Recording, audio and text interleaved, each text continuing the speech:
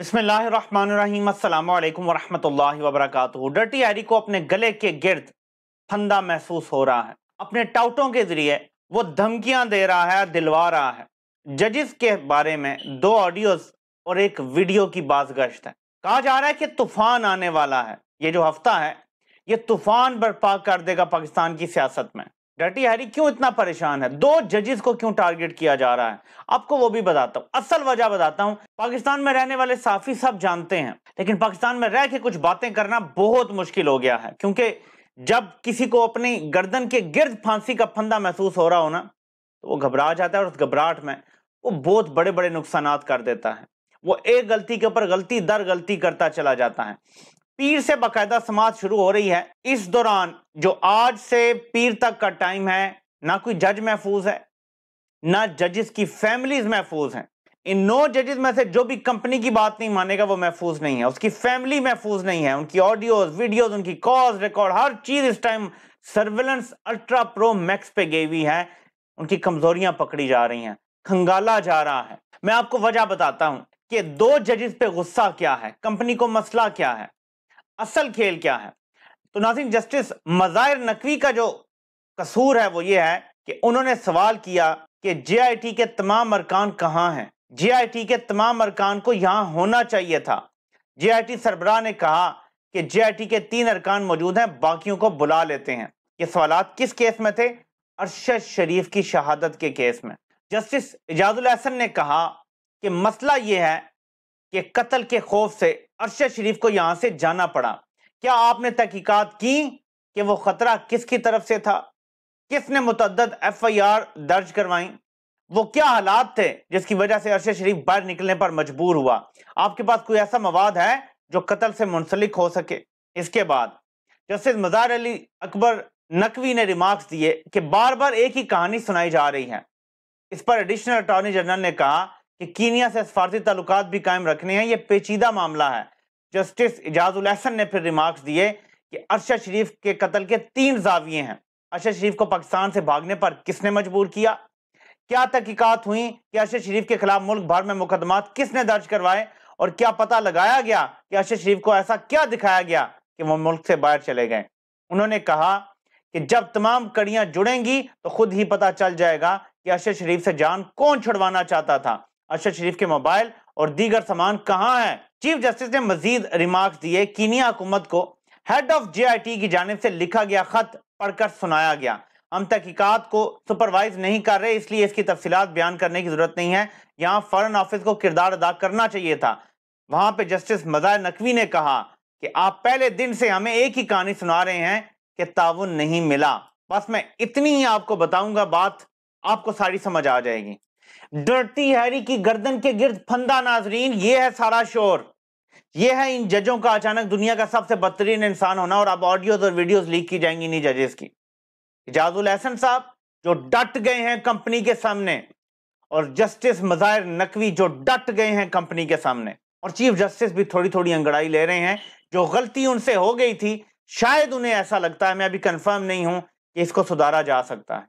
यह है सारा खेल। मरियम को जो डर्टी हैरी ने कहा कि करो जजेस के खिलाफ कैंपेन, वो अपना गला बचाना चाहता है। और मैं असल डर्टी हैरी की बात कर रहा हूं, फिर गलतफहमी में मत रहिएगा। लोग डर्टी हैरी और इमरान खान किसी और को कहते हैं। यहां मुल्क तबाह किया जा रहा है अपने आप को बचाने के लिए। खतरा क्या है? इमरान खान इक़्तिदार में आ गया, ये नहीं बचेगा। बाकी कोई बचे ना बचे, ये नहीं बचेगा। इसको मुल्क से भागना पड़ेगा, नहीं तो तहकीकात होंगी और ये इंप्लीकेट होगा इमरान खान पे हमला करवाने में भी और अरशद शरीफ के मामले में भी, कि जिस तरह उनके लिए यहां जमीन तंग की गई, जिस तरह सारा माहौल बना, ये सब कुछ नजर आ रहा है। ये है असल वजह, इसको समझें। जजेस की जिंदगियां शदीद खतरे में हैं और जजेस की फैमिलीज भी शदीद खतरे में है इस वजह से। लेकिन हम जजेस को ये कहते हैं कि आप डट के खड़े हो जाएं। तारीख बहादुरों को याद रखती है, तारीख बूट पॉलिशियों को याद नहीं रखती। और अवाम की जो मोहब्बत प्यार आपको मिलेगा, आप तसव्वुर नहीं कर सकते। आप आइन को बचाएं। चीफ जस्टिस ने नून लीग को एक सरप्राइज दिया है। इस सारी कैंपेन का जवाब 3 मार्च को केस लग गया है, ओवरसीज पाकिस्तानियों को वोट देने का हक। और मजे की बात है कि उस बेंच में जस्टिस मुनीब, जस्टिस मज़ाहिर नकवी और जस्टिस इजाजुल एहसन है। और करो इन पे एतराज। इस बेंच पे एतराज किया था। ओवरसीज पाकिस्तानियों के वोट का केस भी 3 मार्च को सुनेंगे, यही बेंच सुनेगा। ये चीफ जस्टिस का इनको हल्का सा जवाब है लाइट टोन में। اگلا جواب دینے کی ضرورت نہیں ہے، وہ جواب اینڈ آف نیکسٹ ویک دیں اور آئین اور قانون کا تحفظ کر کے دیں، آئین کو لیٹر اینڈ اسپرٹ میں امپلیمنٹ کروا کے دیں۔ کوئی مریم نواز کے کسی بات کا جواب دینے کی ضرورت نہیں رہ گئی، اب حالات بدل گئے ہیں، سب کھل کے سامنے آ گیا ہے۔ پہلے تو شک تھا نا، میں نے پہلی ویڈیو میں بتایا تھا کہ مریم کے پیچھے ایک کمپنی ہے جو یہ ججز کی بات کری، اب تو کھل گیا نا سارا، ملاقاتوں کی ساری خبریں آ گئی ہیں، اب پتہ چل گیا اب کوئی ضرورت نہیں ہے سموٹو لینے کی، ہمیں پتہ ہے کون ہے پیچھے۔ صرف آئین کو آپ بچا لیں، عوام آپ کے ساتھ کھڑی ہوگی، اور پوری طرح سے عوام آپ کے ساتھ کھڑی ہوگی۔ یہ سوال ہی پیدا نہیں ہوتا کہ آپ عوام کی سائڈ لیں اور عوام آپ کو اس طرح اکیلا چھوڑ دے، کوئی آپ کا بال بھی بیکا نہیں کر سکے، کوئی آڈیو ویڈیو آپ کو امپلیکیٹ نہیں کر سکے گی۔ اصل چیز عوام کی طاقت ہوتی ہے۔ اب تک یہ عمران خان کو رگڑ چکے ہوتے اگر عوام اس کے ساتھ کھڑی نہ ہوتی۔ عمران خان اور ان کی اہلیہ کو نوٹس آ گیا نیب کی طرف سے توشہ خانہ کیس کے حوالے سے، کیا آئیں اپنا ثبوت لے کر آئیں، تو اب دیکھتے ہیں کہ کس حد تک کمپنی جائے گی، کس کس جگہ پہ دباؤ ڈالا جا رہا ہے، عمران خان پہ ڈالا جا رہا ہے، جو لوگوں کو گرفتار جنہوں نے دی ہے گرفتاری، ان کے انسانی حقوق کے خلاف ان سے رویہ کیا جا رہا ہے۔ گرفتاری دی ہے ایک پولیٹیکل پریزنر نے، لیکن آپ انسانی حقوق کی خلاف ورزی تو نہیں کر سکتے، وہاں بھی جاری ہے۔ اور مجھے خدشہ یہ ہے کہ یہ پھر شاہ محمود قریشی، اسد عمر جیسے لیڈروں کو توڑنے کی کوشش کریں گے، سختی کریں گے ان کے ساتھ اور کہیں گے عمران خان کو چھوڑ دو۔ تو جب یہ واپس آئیں، میرا عمران خان صاحب کو مشورہ ہے کہ ایک بار پھر اچھی سی ویٹنگ کر لیں، ٹرسٹ بٹ ویریفائی، یہ لازمی ہے۔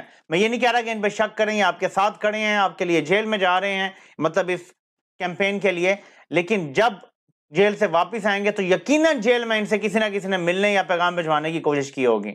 آپ نے ویریفائی لازمی کروانا ہے اپنے جو بھی آپ کے سورسز ہیں، جو کہ ظاہر ہائیلی پلیسڈ ہوں گے۔ ایک اور خبر اچھی ہے، الیکشن کمیشن نے تحریک انصاف کے لوگوں کو جو ڈی سیٹ کیا تھا، کیونکہ انہوں نے ریزائن کیا تھا، پھر ایکسیپٹ ہوا قومی اسمبلی سے، پھر الیکشن کمیشن نے بھی ختم کر دیا، اب وہ فیصلہ معطل ہو گیا ہے اور 32 لوگ قومی اسمبلی میں واپس ہو گئے ہیں، جس کا مطلب ہے کہ راجہ ریاض کی بھی چھٹی ہونے والی ہے۔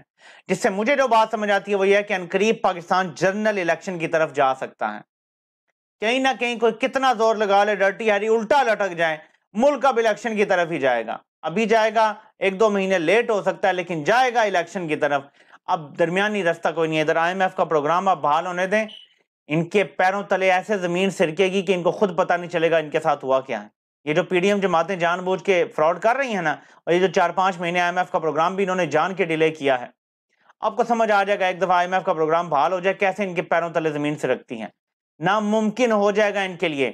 ایک سکینڈل بہت بڑا ہے، امریکی سینیٹر کا یہاں آنا، یہاں سے اسرائیل جانا، ملاقاتیں بھارتی اجیت دوول سے، اور بہت بڑا ایک سکینڈل بن رہا ہے، کون کدھر جا رہا ہے، کون کس سے مل رہا ہے، کیا کیا خفیہ رکھا جا رہا ہے، اس پر علیحدہ بات کریں گے، کیونکہ ظاہر آئی ایم ایف کا پروگرام جہاں ایک طرف پھنسا ہوا ہے وہاں انہوں نے کچھ وعدے بھی کیے ہیں، وہ بھی پورے کرنے ہیں، گراؤنڈ ورک ہونا ہے، انڈیا کی بالادستی تسلیم کرنی ہے، اسرائیل کو تسلیم کرنا ہے، جو بھی حکومت آئے گی اگلی ٹرم میں، اس لیے بلاول کو لانا چاہتے ہیں، اور کچھ ایسے مقاصد ہیں جس کی یہ گارنٹیاں دے چکے ہیں، لیکن عوام اگر کوئی اور فیصلہ کرتی ہے تو ظاہر ہے کہ وہ بدل جائیں گی صورتحال۔ الیکشن ایک بار ہو جائیں، عوام کا فیصلہ صاحب کو نظر آ جائے گا اور امریکہ کو بھی تسلیم کرنا پڑے گا کہ بالآخر جمہوریت کی جیت ہوتی ہے جہاں بھی ہوتی ہے۔ اگر یہ ڈکٹیٹر بنے رہیں گے تو یہ امریکہ کے آگے لیٹے رہیں گے، عوام کو یہ قبول نہیں ہے، ان کو بے شک یہ قبول ہو۔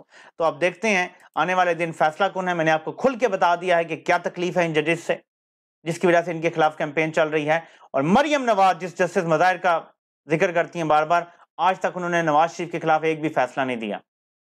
ان کا نام کیوں لیا جا رہا ہے؟ کیونکہ ڈرٹی ہیری کے تم پہ پاؤں آ گیا ہے ان کا، تو ان کے خلاف سکینڈل لائے جا رہے ہیں، ریفرنس بھیجے جا رہے ہیں۔ پاکستان بنانا ریپبلک بنے گا یا آئین پہ چلے گا، یہ فیصلہ اگلے 8-10 دنوں میں ہو جائے گا۔ آپ سے انشاءاللہ پھر ملاقات ہوتی ہے۔